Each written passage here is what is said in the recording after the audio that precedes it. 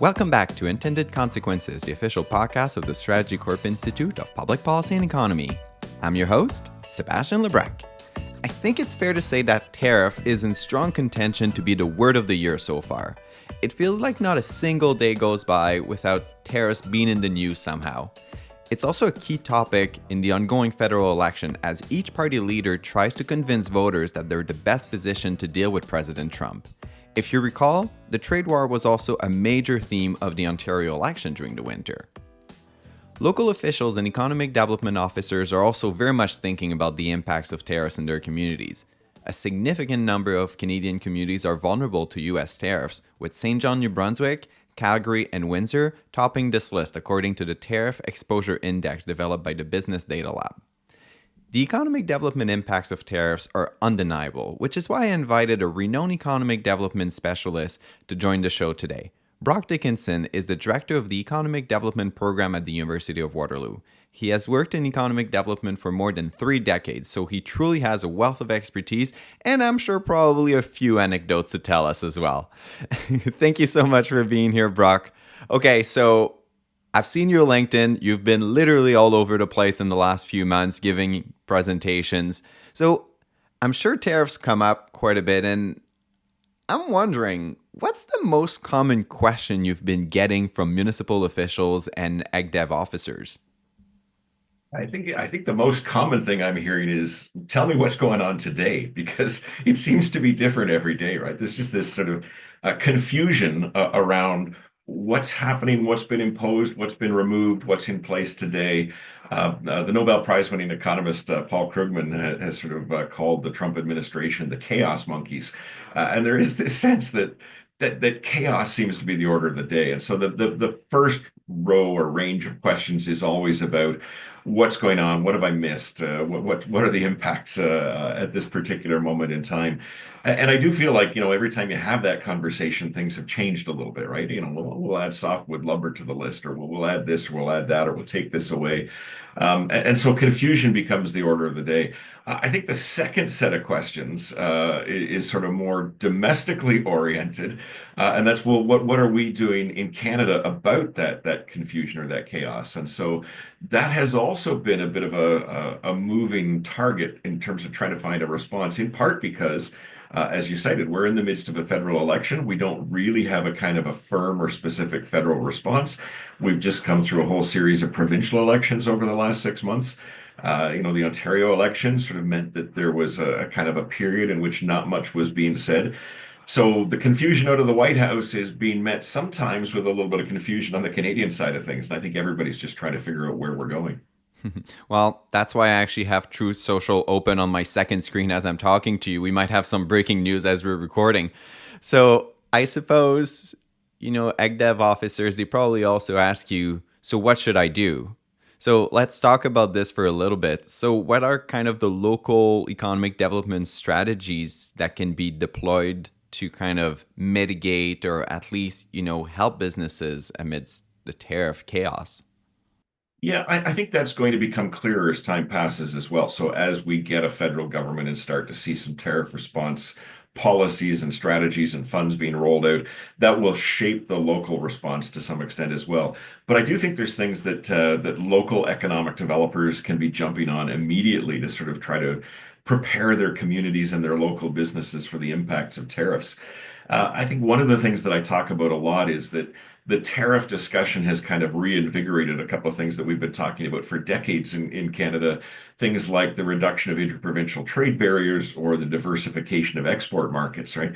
So this is stuff that we know we should be doing, but now we're kind of being backed into a corner to really make it happen.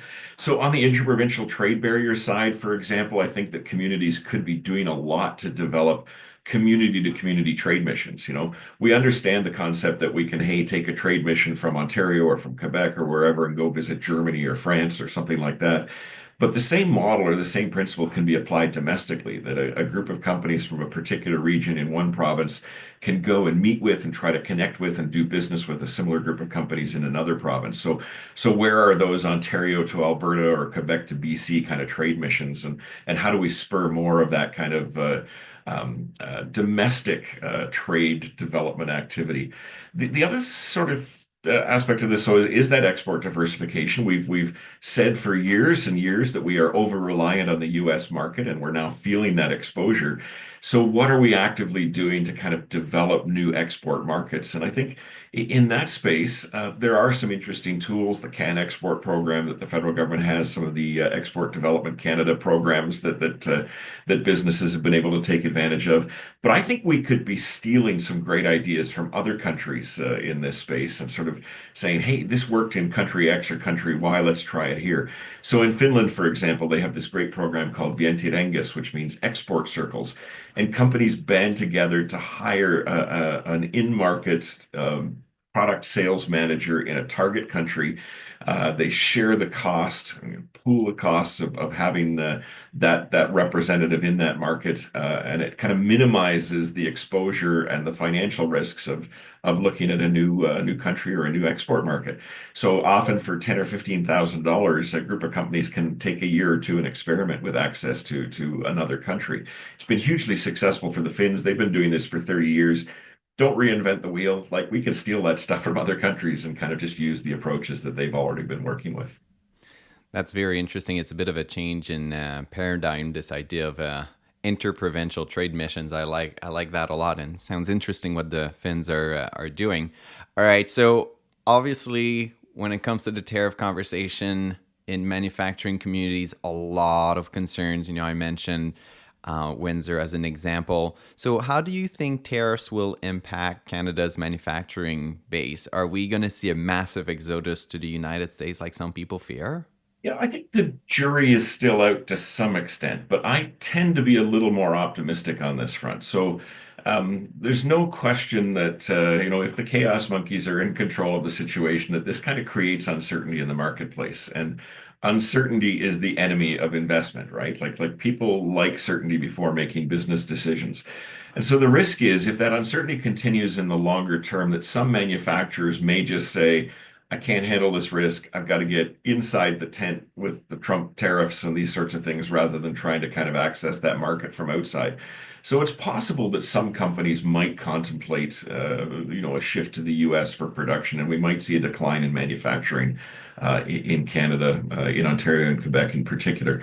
But I'm not sure that that's what the data is showing us at this point, because the uncertainty and the chaos applies as much inside the US market as it does in international markets. And so there's no greater level of certainty for American companies and American manufacturers at the moment than there are for Canadian companies and Canadian manufacturers. So we can actually kind of measure part of what's going on by looking at the value of building permits that are issued for new manufacturing facilities in the US. And we can see that through the Biden administration, with things like the CHIPS Act or the Inflation Reduction Act, the US was kind of reaching record levels of investment into new manufacturing space.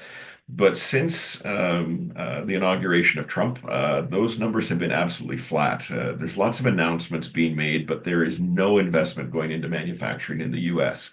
And I think this is a signal that, the confusion there is as great as it is here, and the uncertainty is as great there as it is here. So there's no kind of obvious advantage to moving into that market versus, sort of staying put where you are in a different context. And I think we might actually be seeing some very early signs that this could backfire at the manufacturing level. So just this month, we're here in mid-April. On April 1st, Siemens, a German company, announced a $150 million investment in Oakville, Ontario. On April 3rd, Minth, a Taiwanese company, announced a $300 million automotive parts manufacturing investment in Windsor. On April 10th, Ferrero, an Italian food processing company, announced a $445 million project in Brantford. I'm sort of thinking like there's $1 billion in the first half of the month that came into manufacturing operations in Canada, and those projects are coming from our allies, our traditional kind of economic partners, aside from the U.S. And so there are clear indications that although the U.S. may be the source and kind of driver of a lot of the chaos, we're kind of working with a lot of our friends in the background. There's Germany, there's Taiwan, there's Italy, sort of saying, hey, how do we kind of make sure that we have each other's back in the midst of this kind of tariff chaos and make sure that each other's manufacturing sectors are continuing to move in the right directions. I don't want to paint too rosy a picture because we do have shutdowns, we do have layoffs, but there's also this sense that there's a more complex story unfolding when we look at the kind of the global trends rather than just Canada, US trends. I think it's interesting because I was reading reports of a little while ago, Hanover Messe took place. I'm probably butchering the pronunciation of that event, but that's the big international manufacturing conference. And apparently, companies from all over the world were still very keen to exchange business cards and set up calls. And it was exactly that. It was the Germans wanted to talk to the Canadians, and the Canadians wanted to talk to, Asian companies and whatnot. So I think you're exactly right that we need to kind of think beyond the Canada US relationship. Have you ever been to Hanover Messe? Any good anecdotes there? I have not been to that particular show, no, but I certainly feel like there was a big push on it this year from the Canadian side that a lot of sort of provincial and federal players there, but also a lot of municipal players there, which I don't recall from previous years. I mean, there's always been a few, but this year it seemed to be a really big push. So I think you're onto something, Sebastian, that this other set of discussions that is underway in the midst of everything else that's happening. That's very interesting. That brings us back to the strategies of local economic developers. So, just closing the loop on 2000 on manufacturing, I couldn't help but think this feels like '08 a little bit. Obviously, when the financial crisis happened, we were really concerned about manufacturing. You were a key advisor in economic development circles back then. So, take me back to '08. What can we learn? Yeah, I do think that '08 provides some lessons for us, and they're often sort of around the kind of the notion of don't panic, manage your resources carefully, think strategically, be cautious about how you approach things, but don't necessarily kind of give up on where the economy may be headed. I think one of the interesting features of the '08 situation was that Canada seemed to fare better than most G7 or G20 countries in the context of that slowdown. And so I think that that sort of note of caution and maybe cautious optimism is part of what we need to take away from the '08 situation, that there were definite challenges, and there are companies that will suffer in the current context. There are definitely going to be people who lose jobs, who lose livelihoods, and that's going to create some very difficult times for many Canadians. But I think part of the lesson of '08 is that if we're responsible and employ sort of sound fiscal management approaches, that we will likely kind of emerge from this in a very positive way. I think the kind of the more direct parallel, rather than '08, when we sort of think about where we can go now, though, is thinking of the pandemic and many of the strategies that we kind of developed at the local level for dealing with a global lockdown as we sort of stopped, shopping and dining in restaurants and traveling as tourists and these sorts of things. That some of those lessons, I think, are particularly meaningful in the context of the tariff situation. And so, I think past crises are always a kind of a good way to think about best practices that we can reutilize. But in both instances, I think there's lessons here. But I like the pandemic model because it gave us some really interesting kind of buy local, local tourism sorts of initiatives that I think help to shape where we can go next during the tariff war. So this is actually where we're going next, local tourism. I saw your really, really good video on YouTube about the impacts of tariffs on tourism. Some reports of more people staycationing this year. So what are the opportunities and risks for tourism in Canada? And I love the tourism question because I'm thinking of our municipal audience, and tourism is so local, right? So tell me more. Yeah, I think that, we sometimes underestimate how important we are as Canadians to the global marketplace, right? Like we are the 10th largest economy in the world. So we've seen the 10th largest buyer of automobiles, for example. And so just the sheer size of what we do, I think, has implications for potential responses. But this is particularly true in the tourism space. Um, 21 million Canadians every year travel to the United States. They spend about $21 billion a year. And so that represents a pretty substantial market opportunity for the US. In fact, we are by far the largest source of tourists going into the US, and by dollar value, the largest portion of the tourism market. And I sort of reflect on the fact that if some percentage of Canadians is kind of making the decision not to travel to the US, or just not to travel to the US for personal or pleasure purposes, even if they're still traveling for business, that this starts to have pretty large implications. So I always say the rule of thumb is that a 10% reduction in tourism travel would reduce tourism spending in the U.S. by about 2.1 billion and would eliminate about 14,000 jobs from the U.S. economy. The flip side of that is if 10% fewer Canadians are going to the US, that suddenly becomes spending that is available within the Canadian marketplace, and that spending could drive some commensurate level of job creation in the Canadian marketplace, right? So a 10% reduction is 2.1 additional billion dollars that we could spend in Canada and all the jobs attached to that.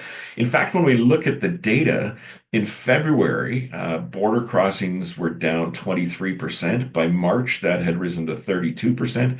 So we're now talking about something on the order of a $6 billion hit to the American tourism market, which suggests as much as a $6 billion opportunity for the Canadian, the domestic tourism market.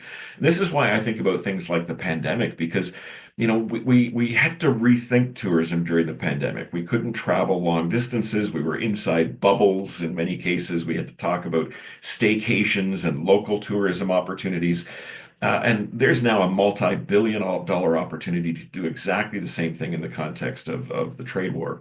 And in my mind, this is an even bigger opportunity because while we might be deciding not to travel to the States, and that's keeping billions available to the domestic market, Americans are not making the same decision, right? Like Americans, for the most part, are not upset at Canada in the same way that we are upset at them. So, I live in a border community. I see lots of American license plates coming across the border. I expect that U.S. tourism to Canada will still be strong this year. And I would expect we'll see an increase in tourism visits from places like Mexico or Europe as people there also decide not to travel in the United States this year.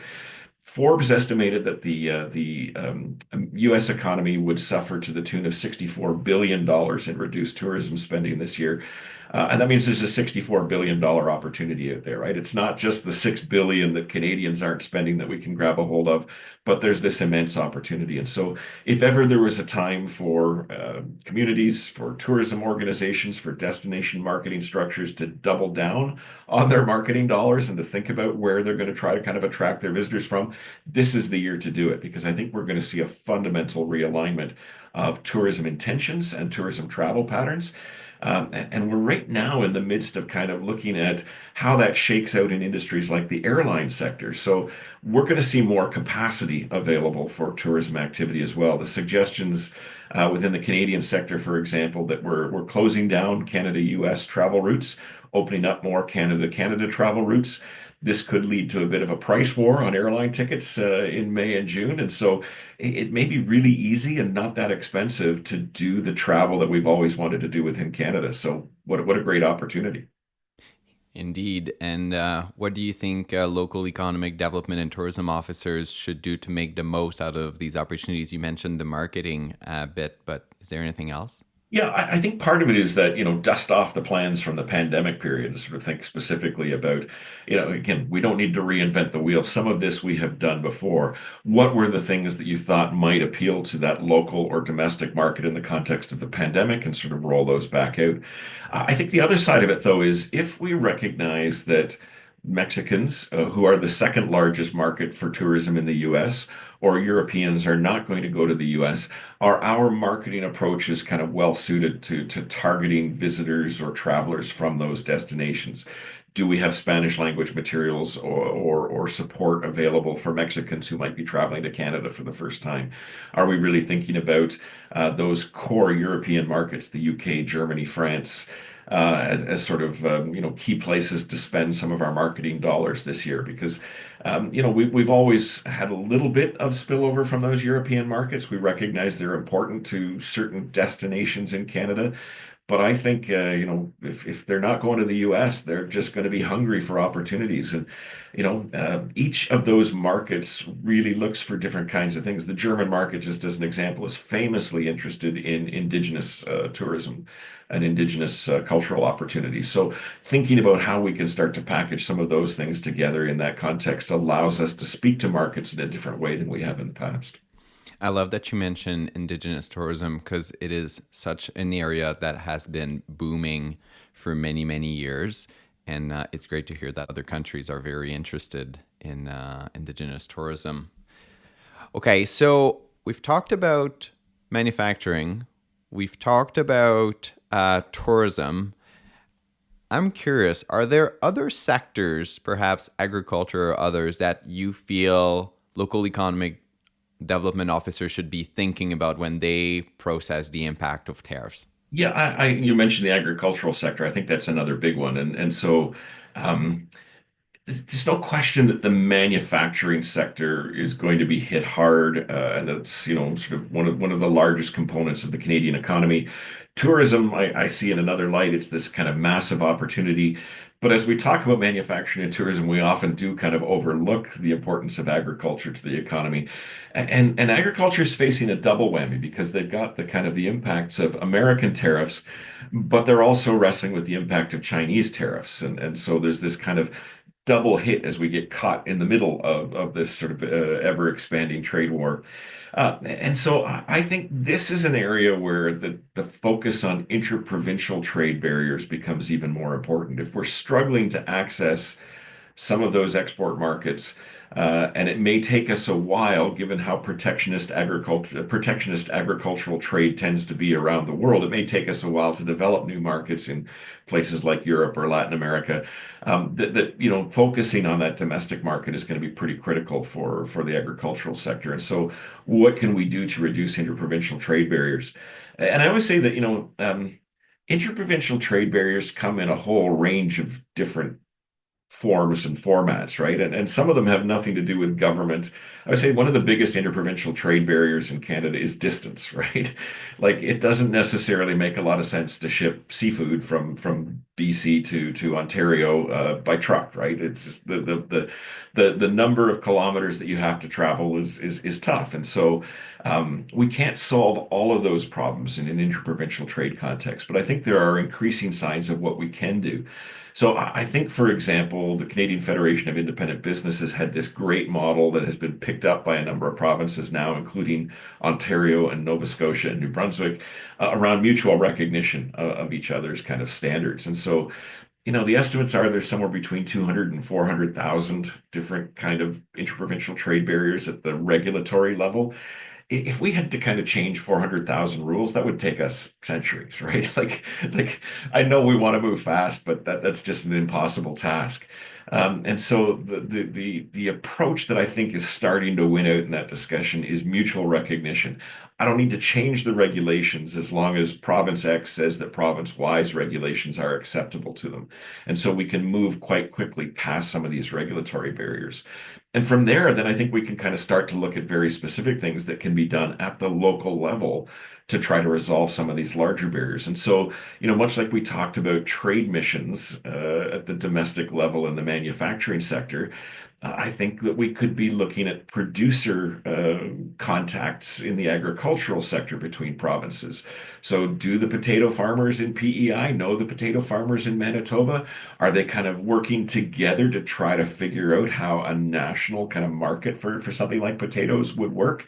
Are these producer organizations and agricultural organizations actually working together to kind of see what a harmonized national market for agricultural products might look like, and to kind of try to predict where there's going to be some issues and get those resolved, and build relationships, sort of producer to producer, farmer to farmer, that are going to facilitate some of that kind of a discussion. The other thing that I think we could really be doing at the local level is the sort of the notion of pilot projects. So I always look in the context of slaughterhouses and meat production, that we have 13 different sets of provincial and territorial regulations, and then a federal set that sort of overlies that. And it's been a real challenge for us to kind of figure out how to do anything with meat across borders. But Lloydminster, a community that straddles the border between Saskatchewan and Alberta, has been dealing with this firsthand for many, many years. And it used to be, if you made a ham sandwich on one side of town, you couldn't sell it on the other because of the regulations around, meat and how it's handled and where it's processed and all these sorts of things. And so Lloydminster actually set up a pilot project where they said, let's create a kind of a carve-out area where, regardless of which side of the provincial border you're on, we're going to recognize that the system can be right on both sides of the border, and doesn't matter whether your ham came from Alberta and is being sold in Saskatchewan. We'll put the tools in place to allow that free movement of meat within that municipality. And I think that there's opportunities to kind of say at a small scale, hey, let's try to kind of work around these barriers that we've created. Let's try to sort of see what works and what happens at the local level. And if we can pilot some of these ideas, then we can scale them up from there. We can sort of go national with a meat strategy at some point if we want to. But trying to go national from the outset may just be too tough. And so I think municipalities, regions, local economic development structures can be looking at opportunities at that pilot project level to really sort of say, hey, how do we support the agricultural sector in a way that's going to eliminate some of these barriers? Well, I knew you were going to give us some anecdotes. I didn't think a ham sandwich would be one of them. But in all seriousness, one thing that I do hope, and that would be a legacy from the pandemic, farmers markets became such a hot destination during the pandemic as people wanted to support local farmers. I do hope that, Canadians will invade farmers markets once again this summer. I think that that's such a strong opportunity for not only increased sales, but stronger prices for farmers at the local level if they can sort of put things into the farm markets. And I think that, one of the interesting things is that we're going to see a whole shift in production over the course of the next year or so as this market kind of rationalizes. I think one of the things we've struggled with a little bit in the last couple of months is that products like potatoes and cucumbers, we have a bit of a glut because the access to the US market has been hit by tariffs. But there's other products that we have very little access to. I mean, I've been struggling to find lettuce that isn't grown in the United States, for example. But I talked recently to a food distributor who was saying that they cannot find baby spinach anywhere in the Canadian market. And so, thinking about, okay, well, who's going to grow the lettuce or who's going to grow the baby spinach becomes a kind of a really interesting opportunity for Canadian farmers and for small producers at the local level through that farm market model that you've identified. So yes, there are going to be stresses as we kind of rethink, how much of major commodities we produce, given that we can't necessarily ship them south as easily. But there's going to be sort of holes and gaps that appear in the marketplace as well, which are opportunities for farmers to move into. Oh, that's very interesting. Well, one thing's for sure, governments, companies, municipalities have a lot of work on their plates as they navigate the tariff and the impacts of tariffs. Our conversation today on what it all means from an economic development perspective was very, very timely. I'm sure our audience will really enjoy it. So thank you so much for making the time to come chat with me, Brock. I know last week we had to deal with a world outage of Zoom, but we finally made it happen. And if our listeners want to hear more from you, they should check out your YouTube channel. You have multiple videos out, and I'm sure more are coming. So thank you so much, Brock. Great. Thank you, Sebastian. It's been a great opportunity to chat about these ideas with you. Thank you for listening to Intended Consequences. The views expressed during this podcast are not necessarily the views of Strategy Corp. All rights for this episode are reserved, and the guests on the Intended Consequences podcast might be current or past clients of Strategy Corp. To find out more about the work of the Institute and to subscribe to our newsletter, visit our website at strategycorp.com/institute and make sure to follow us on Twitter and LinkedIn. I'm Sebastian Lebrec, and I intend to talk to you again next episode.